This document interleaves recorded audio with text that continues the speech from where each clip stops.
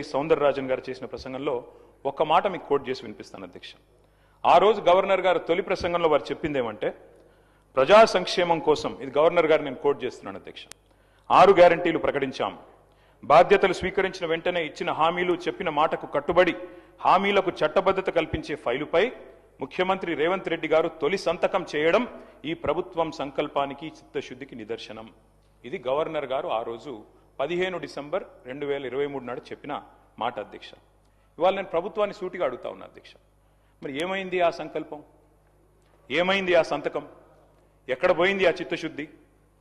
మరి సంతకం పెట్టిందని మీరే చెప్తారు, ముఖ్యమంత్రి గారు, గవర్నర్ గారు చెప్పారు, ఏదో ఆషామాషి వ్యక్తి కూడా చెప్పలేదు అధ్యక్ష. ఆ తర్వాత అధ్యక్ష 2024 గవర్నర్ ప్రసంగం అయిపోయింది, 25 అయిపోయింది, ఇప్పుడు 26 కూడా నిన్న అయిపోయింది అధ్యక్ష.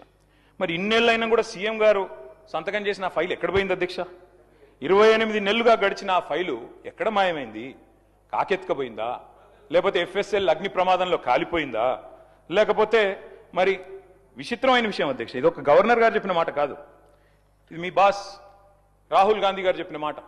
తొలి క్యాబినెట్లోనే 6 గ్యారంటీలకు చట్టబద్ధత కల్పిస్తాం. తొలి క్యాబినెట్, ఇప్పటికి నాకు తెలిసి ఒక 50-60 సమావేశాలు అయినట్టున్నాయి క్యాబినెట్.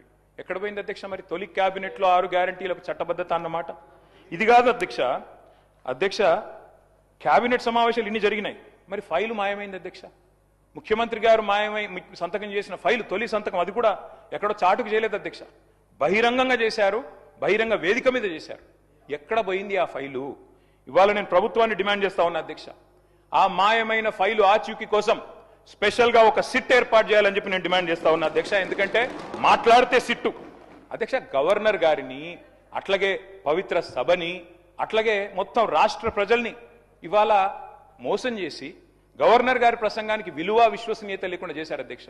మొదటి